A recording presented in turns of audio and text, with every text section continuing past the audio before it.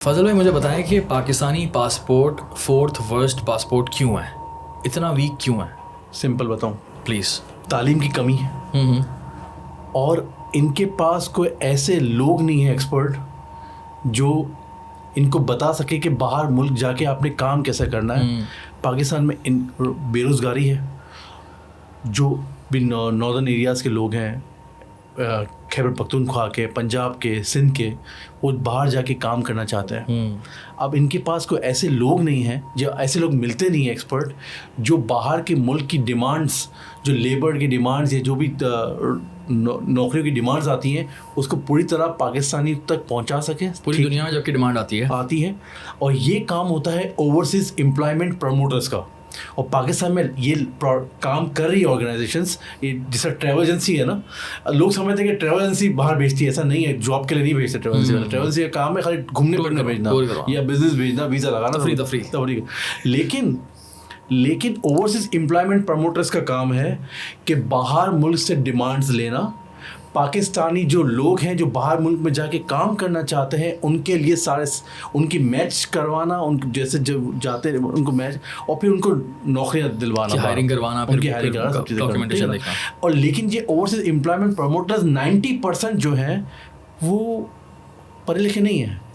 اچھا ٹھیک ہے نا. اب وہ جو ہیں ان میں اسکیمز بھی بہت ہوتے ہوں گے.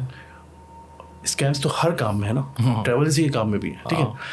اب جب ان کو اچھے اوورسیز امپلائمنٹ پروموٹرز نہیں ملتے, کام کی ڈیمانڈس نہیں ملتی, جاب نہیں ملتی, پھر وہ چاہتے ہیں کہ ویزا لیں اور وہاں جا کے سلپ ہو جائے, پھر وہ نوکریاں ڈھونڈیں وہاں پر, پھر وہ نوکریاں ڈھونڈیں, پھر وہ کام کرے. پھر وہ پاکستانی کی ورک پاسپورٹ کی ویک ہوتی ہے کہ پاکستانی آ کے یہاں پہ سلپ ہو جاتا ہے, چھپ جاتا ہے, پھر واپس نہیں جانا چاہتا کیونکہ وہ سب اپنی کشتیاں جلا کے آیا ہوتا ہے اور اس کو چاہتا ہے کہ میں باہر ملک میں کام کروں, اپنے ملک میں پیسہ بھیجوں, ٹھیک ہے, اور سیٹل ہو جاؤں, اس نیت سے زیادہ. لیکن چاہے وہ غریب جاہل پڑھا لکھا نہ بھی ہو اور جو پڑھے لکھے بھی ہو وہ بھی سب ایسا کر رہے ہیں. تو اس وجہ سے پاسپورٹ کی ویکنیس پڑتی ہے. پھر اس کے علاوہ کچھ ایسے عناصر بھی ہیں جو چیٹنگ کرتے ہیں.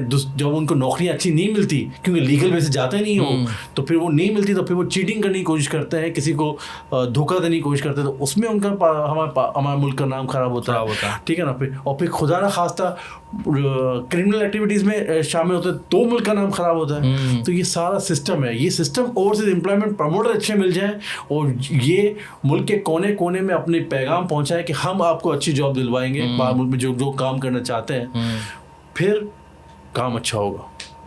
اور اس میں بہت بڑا ریزن ڈنکی کا بھی ہے کہ انلیگلی یہاں سے جب جاتے ہیں تو وہ بھی پاکستان, یہ بھی پروموٹرز ہوتے ہیں ایک طرح سے, جاہل پروموٹرز ہوتے ہیں جو اس جاہل سے نہیں, ان نون پڑھے لکھے لوگوں کو ان کو وہ اپروچ کرتے ہیں اور پھر ان کو بھیجنے کی کوشش کرتے ہیں, ان کو بتا دیں کہ یہ راستہ ہوگا, جو بھی یہ پیسہ لگے گا اتنا ہوگا, اور وہ بھی چاہتے ہیں کہ ہم جائیں باہر اور کام کریں.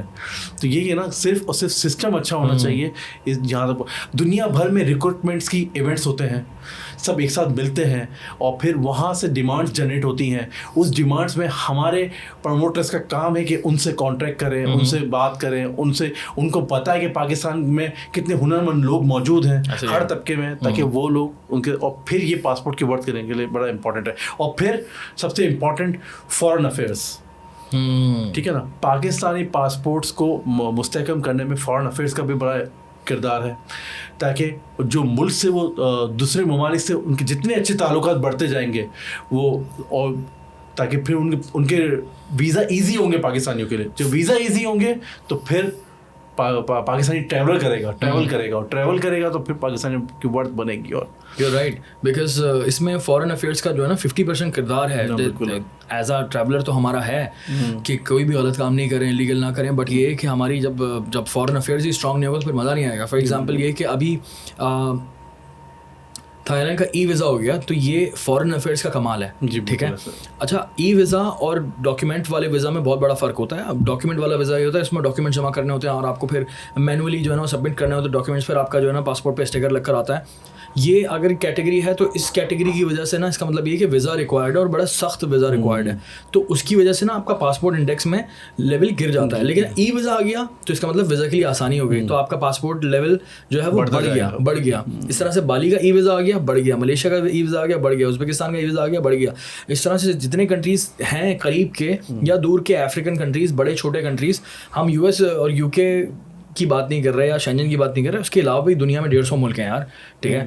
تو ان کے اس طرح سے اگر ای ویزا آنے لگ گئے تو اس سے ہوگا یہ کہ ہم چوتھے ورش سے جو ہے وہ بیسٹ 50 میں تو آ سکتے ہیں آرام سے, جو کہ میری نظر میں ہم آرام سے بیسٹ 50 میں آ سکتے ہیں, کیونکہ بہت سارے ایسی کنٹریز ہیں جن کی اکانومی خراب ہے لیکن وہ پھر بھی بیسٹ 50 میں ہیں. کیوں؟ کیونکہ ان کا فارن افیئرز اچھا ہے.